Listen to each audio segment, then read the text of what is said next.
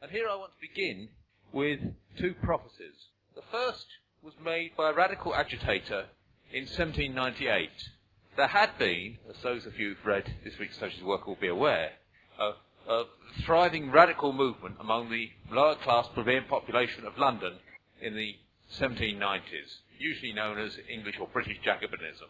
That movement was crushed by the repression by the state by 1798. One of the people who suffered from this was a man called John Thirlwell. But he wrote, as he watched the movement being destroyed, he wrote about something he was observing taking place around him, which was the rise of capitalist industrial production. And he wrote, "Monopoly and the hideous accumulation of capital into few hands carries with its own enormity the seeds of cure.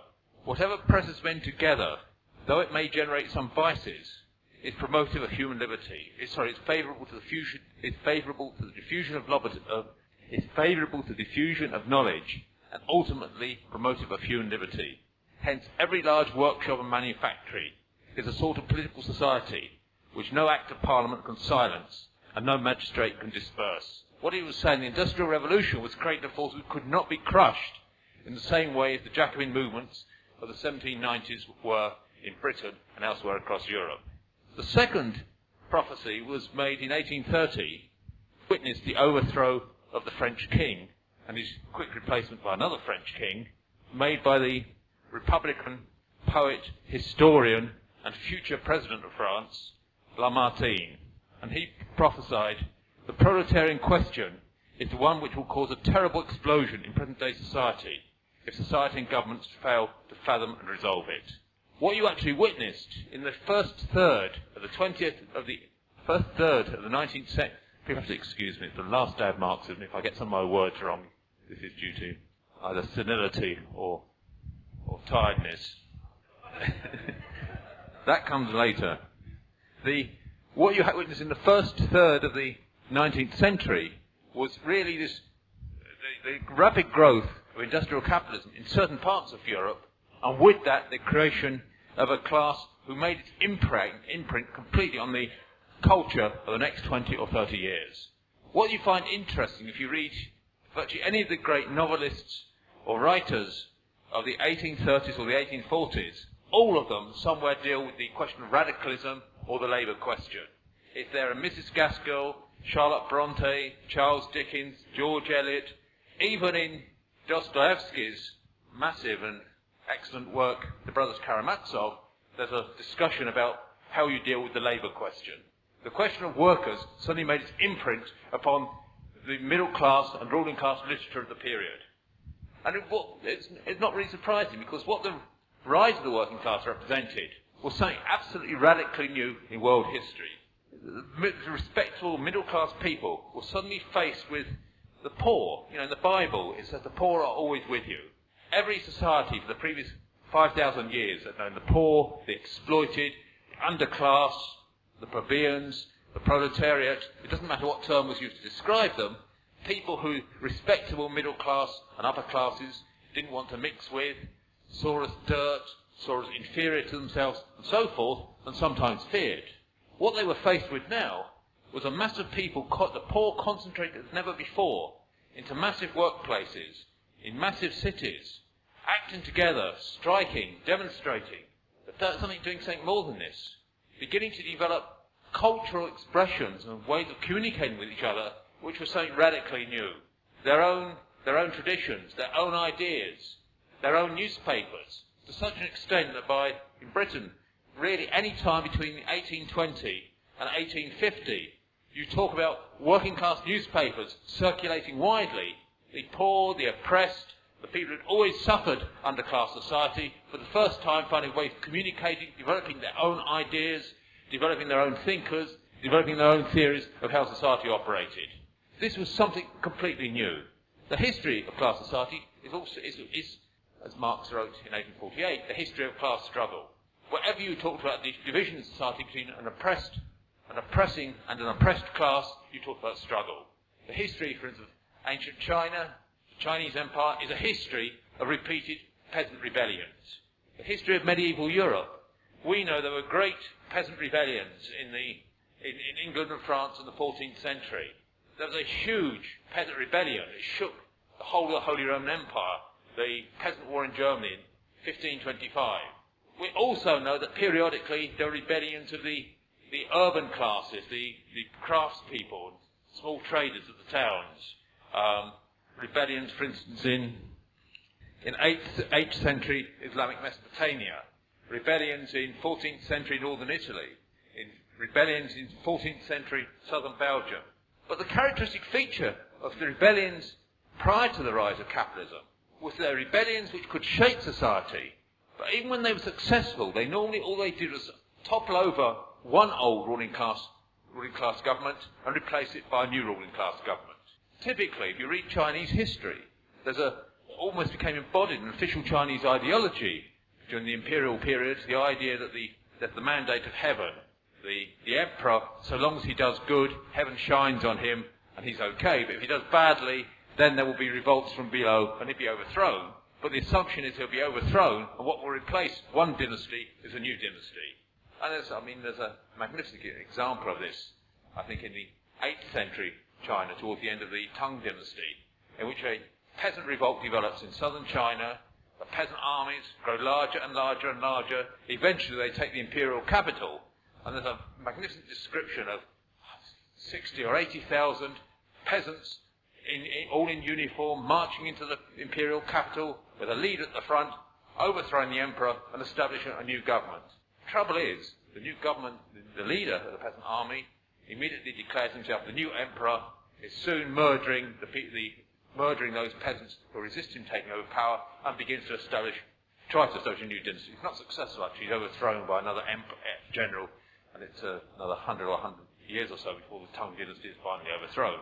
But the logic of it is there, and you can see why. Because the peasants were scattered across the face of imperial China, just they were scattered across the face of France or Britain in the 14th century. Insofar as they formed themselves, they had two choices. Once they rebelled, because they were scattered across the countryside, they required to maintain themselves as a productive class. They had to return to their farms when it came to the season for planting or harvesting the crops. Insofar as they did that, they ceased to be a cohesive force and left whoever they'd plonked in power at the centre in charge by himself.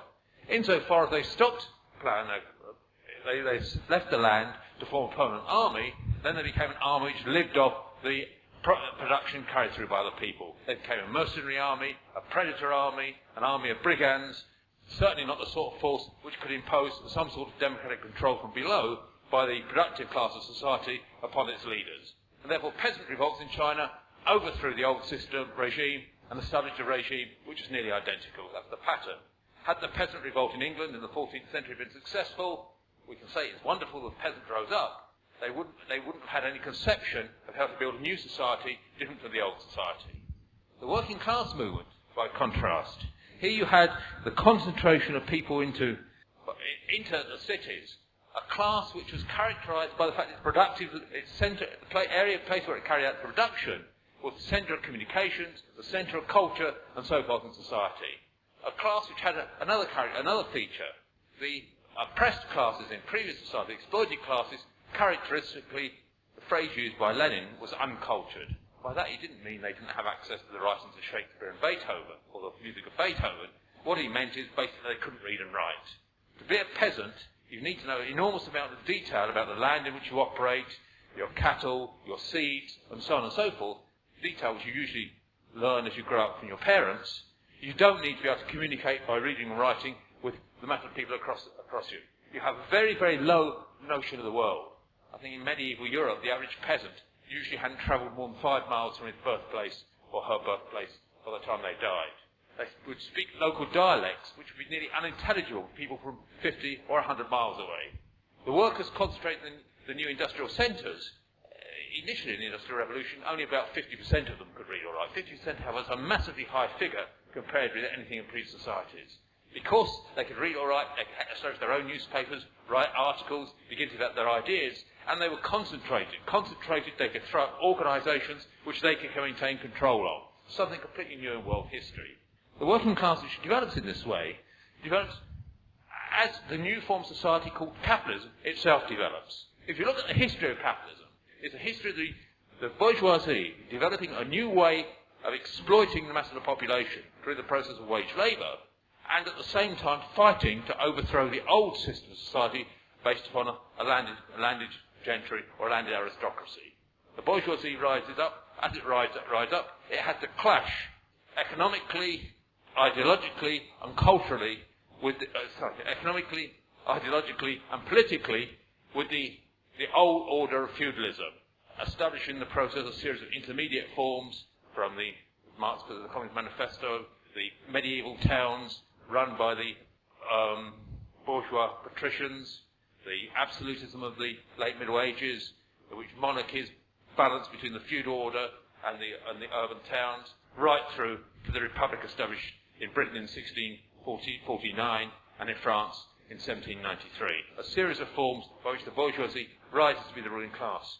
What's interesting, as you watch the rise of the bourgeoisie, because the bourgeoisie rests its power and its strength depends upon the creation at the same time alongside it and underneath it of a new exploited class characterised by geographical concentration and a high level of culture. The clash with the bourgeoisie, with the old order, is accompanied from the beginning by the beginnings of development of a clash against the bourgeoisie of this new class which begins to develop. If you talk, for instance, about 14th century Florence, the most advanced place probably in Europe in terms of the rise of the bourgeoisie at the time, it's characterised by a revolt known as excuse my Italian here if the pronunciation is wrong, with the Ciompi, who are actually weavers who briefly take control of Florence from the mercantile bourgeoisie who control the city. If you talk in terms of the period of the rise of the Reformation in Germany, you talk in each town of the bourgeoisie beginning to clash against the old feudal order, but within the towns of the poorer section of the population beginning to clash with the richer section of the population. If you talk about the English Revolution, people will know there's a new work out by Brian Manning, The Far Left in the English Revolution, which I haven't had a chance to read yet, but it will deal, I'm sure, among other things, with the class clash between the lower classes and the middling and upper classes in the carrying through of the English bourgeois revolution. You talk about the American Revolution, very, very interesting. The American Revolution is not often presented as a clean break, the new Americans breaking with the old British and so on and so forth. You can't understand it without the role of what are called the mechanics. That is the artisans, the people who are sort of half-independent employees, half-wage labourers in that halfway stage in cities like Philadelphia and New York during the period of the Revolution. Without them, the Revolution would never have been pushed to its completion. But at the same time, pushing this through, they'd been in the process, began to clash with the bourgeoisie, who would be the ultimate inheritors of the Revolution. In the French Revolution, we talk about the Jacobins, you talk about the various sections of the bourgeoisie, the constitutionalists, the left-wing, the constitutional monarchists around Lafayette. You talk about the feuilletons. You talk about the Girondins. You talk about the Jacobins. But you also talk about groups, the Bras Nou and the Sans-Culottes, which to various degrees represent lower classes. Again, as in the American Revolution, groups which are partly proletarian, partly small craftspeople, small traders, and so on and so forth, but nevertheless have been produced by the transformation of society, the rise of the bourgeoisie, already beginning to move further than and in opposition to the bourgeoisie. This is the process which really Farewell could see taking place in 1798, and by 1830, which Lamartine could see visibly there. In 1793, the lower classes of Paris pushed the Jacobins into action. In 1830, it was the lower classes of Paris which spilled the king out of power, but not yet having the confidence to prevent the putting in another king.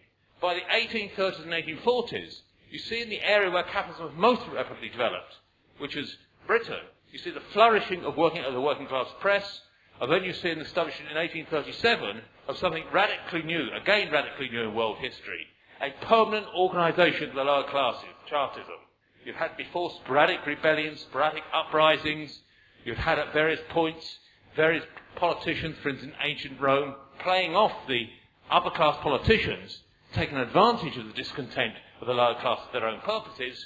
In 1837, you have the creation of a permanent working class movement based essentially in the north of England, then get it following in London, and to a lesser extent, more moderate, in Birmingham. Something new. you find in France in the same years, you find the flourishing of various left-wing clubs of various sorts, some influenced by the most radical elements in the tradition of the French Revolution, behind a man called Auguste Blanqui, whose driving aim in his life was to organise an insurrection along the lines of the insurrections of the Great French Revolution, but this time to give power to the working class, not to give power to the bourgeoisie.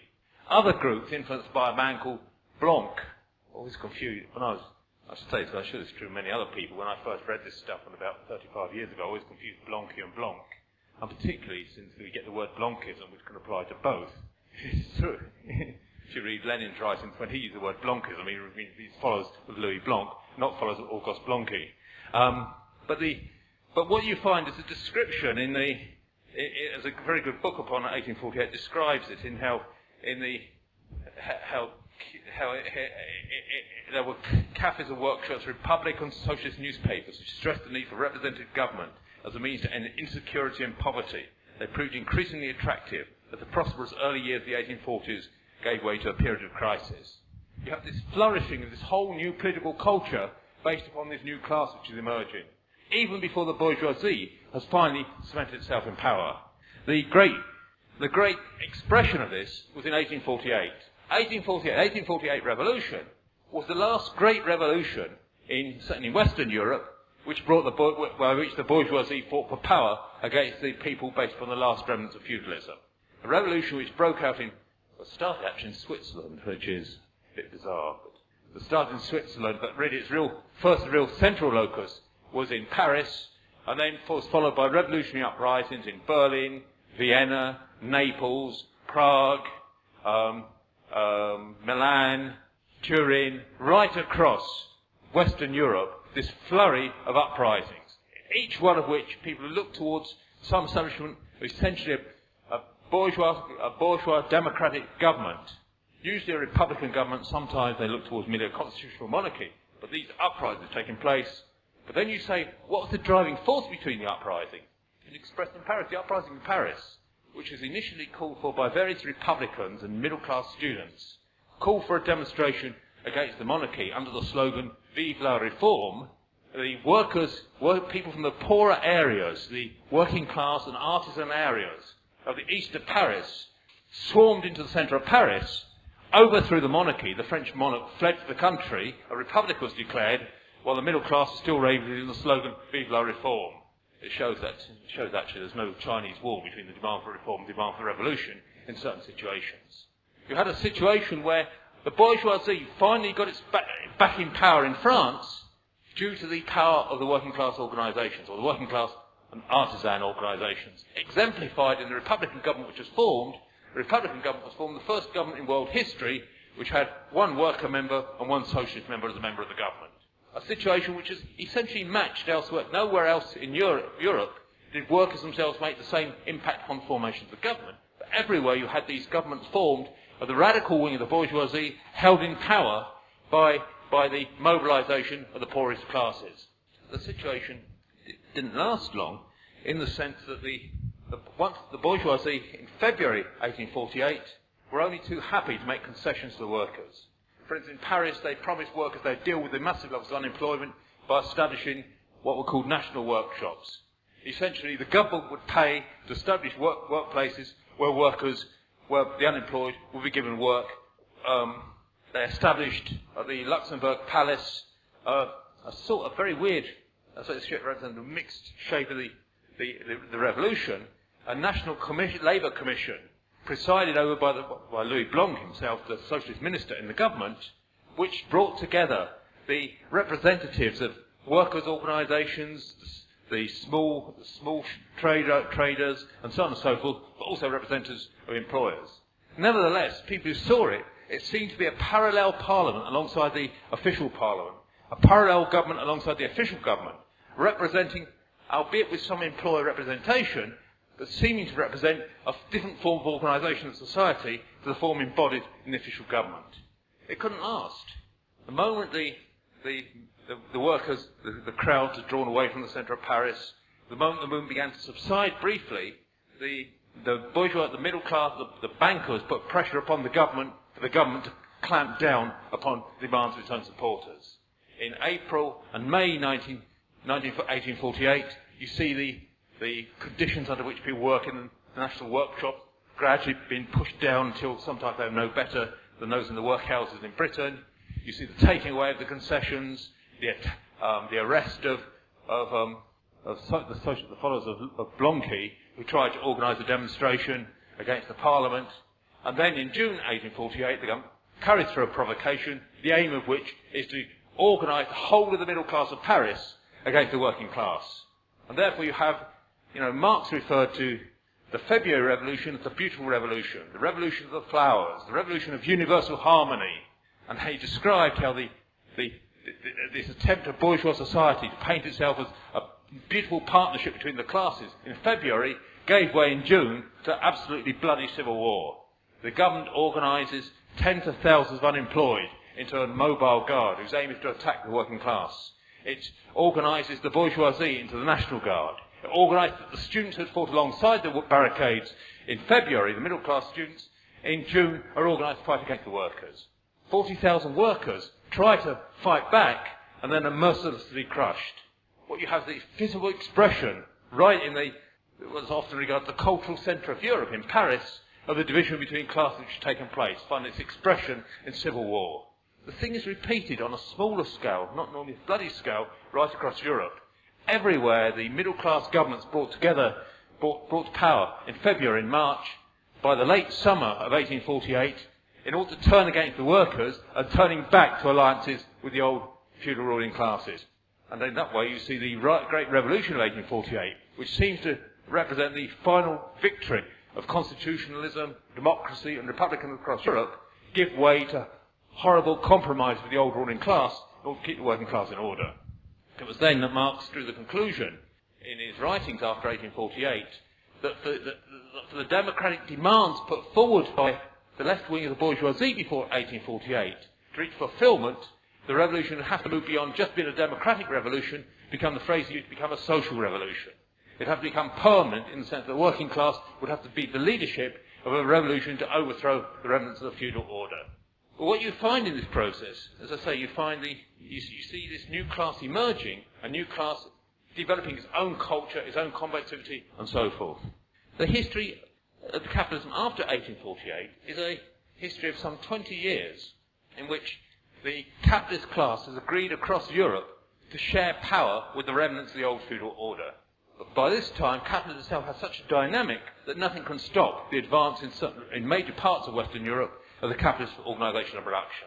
So you find after 1848, for instance, in Germany, you find a growth of capitalist production. You find it in some parts of Italy. You find it in odd bits even of what had been the Holy Roman Empire, which gets renamed as the Austrian and then the Austro-Hungarian Empire. You find it massively in Britain. You find it beginning to take place in the eastern seaboard of the United States. The growth of capitalist production on a much greater scale than before 1848. You also find as capitalist production grows, you see it conquer the world. The Opium Wars against China represent the opening up of the greatest of the pre-capitalist empires to capitalist products and eventually to capitalist production. You have the final conquest of India by the British, the seizure of the Punjab, I don't know how you pronounce this, Oud? I'm sure something Ruben knows. The central, what's called the United Provinces, or Uttar Pradesh these days in India. You have the conquest of that by the British. You have the attempted rising in 1857. You have the crushing of the rising. You have the absolute iron grip on India by the British. You have the French conquest of Algeria and then moving into the rest of North Africa. You have the beginnings of the French conquest of Vietnam. At the same time, you have the growth of capitalist production wider. You have the American Civil War, which essentially is a victory for free labour over slave labour, represents the emancipation of the slaves, but it's also the victory of modern capitalism over the intermediate form of capitalism which has been based upon slave labour in the southern states of the United States. You have then finally, you have in the mid-1860s the transformation of feudal Japan, carrying through the Meiji Revolution from above, which transformed feudal Japan into the beginnings of modern industrial economy.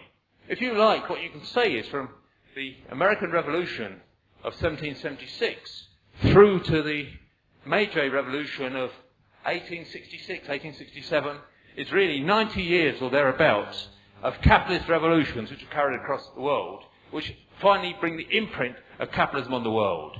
But parallel with that, at each stage, you have the gradual growth of working class struggle, the culmination of which comes a mere 3 years after the Meiji Revolution, if you like, after the final consolidation of capitalism as a world system.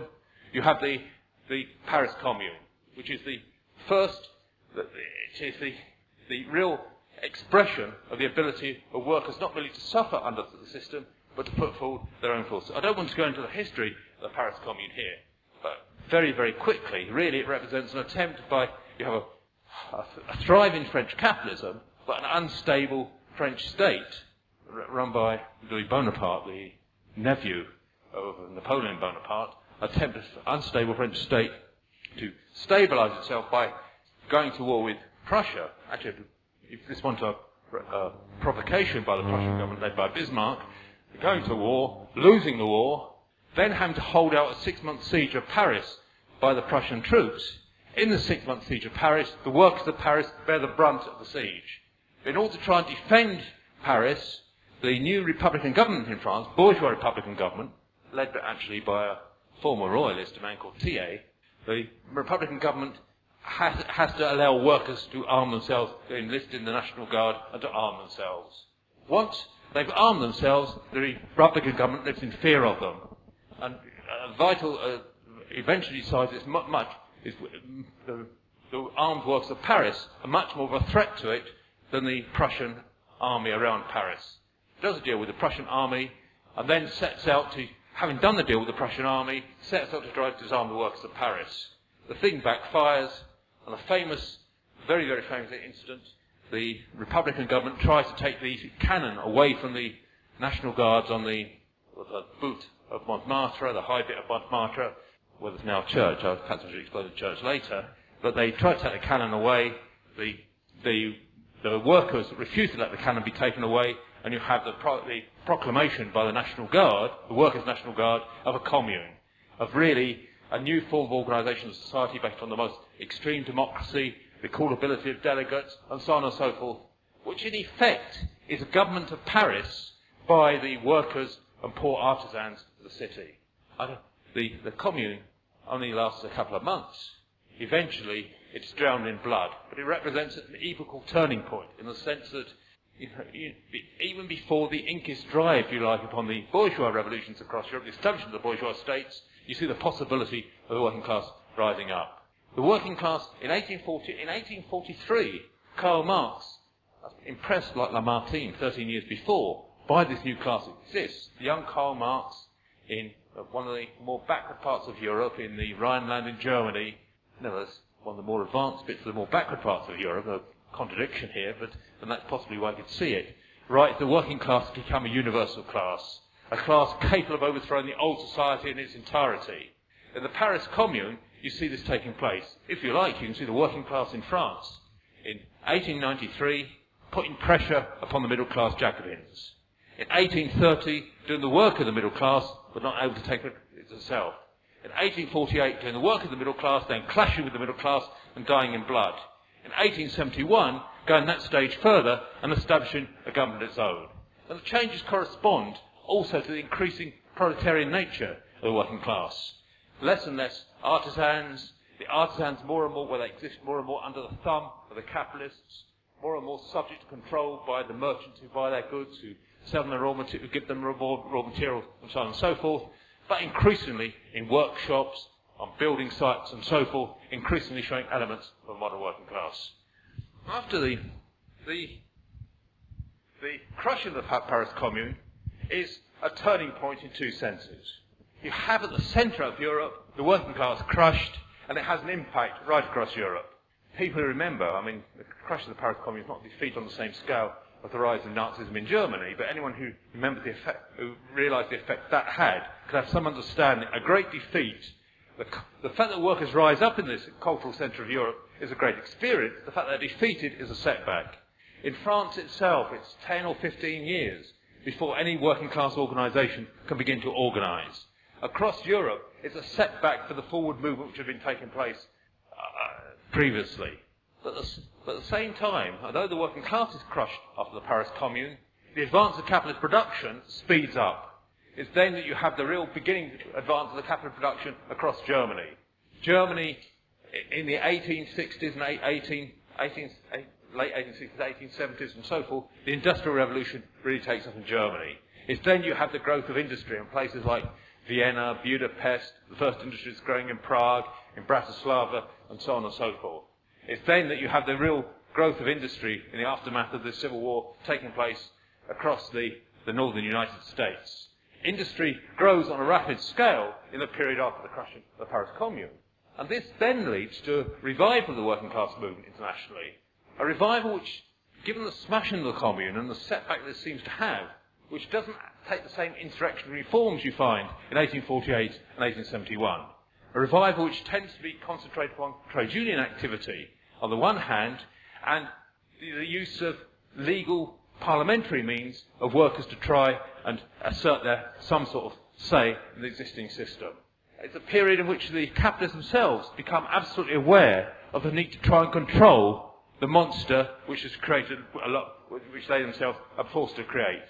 You have what, I think the best term to describe, not bourgeois democracy, it's a term used by Ralph Miliband, that's deliberate cultivation of capitalist democracy by major governments. In Britain, it's in this period that the Conservative Party and the Liberal Party consciously set out to cultivate and bind the working class to them through a succession of drinking clubs, the National Liberal clubs, the Conservative clubs, and so on and so forth in working class areas. And alongside that, in Britain, it's split the working class between those who support Irish independence, who tend to be liberal and green, and those who support the Tories, who tend to be blue and orange. Consciously, the division in a whole sorts of cities. It's in this period, even in Germany, under the Bismarckian regime, you have an attempt to cultivate and develop various monarchist organisations in an attempt to penetrate the working class. You have something else. You have a slightly later period, you have the use of organisations like the Boys Brigade, the Boy Scouts and so forth, in order to ensure that upper class ideas consciously used to propagate capitalist, nationalist values into working class communities. But nevertheless, within this period, you see the continual growth of the class. You can see the continual growth of the working class, and you find continual expression of the working class. Most notably in Germany, because in this period, over a 20 or 30 year period, what had been a small socialist organisation, or two rival socialist organisations, German social democratic organisations, rise into their biggest political parties existing within the German Empire. Not capable of getting parliamentary power within it, but becoming a very powerful force within it. Something else happens in this period as well, which is, although it's a period in which there's not any great insurrectionary confrontation between workers and the state, it's a period in which working class organisations begin to clarify their ideas. Growing up under capitalism, growing up alongside capitalism, the young working class organisations always absorbed certain capitalist ideas. And therefore, if you look at the workers' organisations in France at the time of the Commune, the Commune, workers took power in the capital of France. But the ideas which they took power were ideas actually derived from the experience of the bourgeoisie. On the one hand, the revolutionary ideas of Blanqui, but they were ideas really of a model of the bourgeois revolution applied to a working class experience. The street barricade, the seizure of power, the idea there should be a high and hard dictatorship of very, very clever figures who are going to exercise power on behalf of the mass of the population. This really was Blanqui's model. On the other hand, you have the other side of it that follows a man called Proudhon, whose real notion is what's wrong with capitalism is not that it has the market, not that you have people competing with each other, not even that you have employers and workers, but you have big employers, not small employers.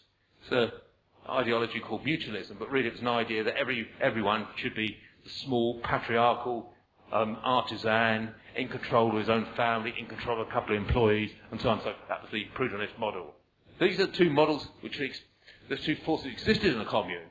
What became clear in the Commune is either each of them had to do the opposite of what they intended if the Commune to be successful. The Blanquists, if the Commune were to be successful, would have had to adopt an economic approach based upon the presence of the working class, the power of the working class, the interest of the working class, and so forth, the prudentists, insofar as they took part in the commune, were involved in a political escapade, involved in challenging the state, not something set which could be done just by going back to cruder forms of commodity production based upon early capitalism rather than later capitalism. And therefore the aftermath of the commune is in the main parts of Western Europe, the old Republican Blanquist ideas and the old prudentist ideas disappear, and what becomes increasingly hegemonic in a working class movement is Marxism. Marxism is a distillation of the experience of the previous, really in France above all, the previous 40 or 50 years in France, a distillation of the experience of Chartism, beginning to understand what needs to be done. And on this basis you have the gradual growth within the working class of socialist ideas. I should say, I'm trying to see how much more time I've got before. If this experience exists, you have after the commune, this really belongs to the next episode of the talk, which I gave on Sunday. After the commune, you have this period of 30 or 40 years of slow capitalist stability, really. The mixture of the remnants of the old feudal absolutist states, of the new capitalist production coexist right across Europe. You have stability, you have the building of the empire, the carving up of the world, and so forth, but you don't have any great revolutionary breakthroughs. The transformation then, of course, the culmination, however, comes when the dividing the world into rather imperialism in 1914 leads to a new period, a whole new period of wars and revolutions, which we're still living through. But what I want to get across is, for us to understand, the most important thing for us to understand is the rise of the working class, which takes place really between the 1790s and 1870, and how you see this new class emerging, and what a threat it represents to the bourgeoisie itself, which has hardly been in power in many places, more than a couple of decades.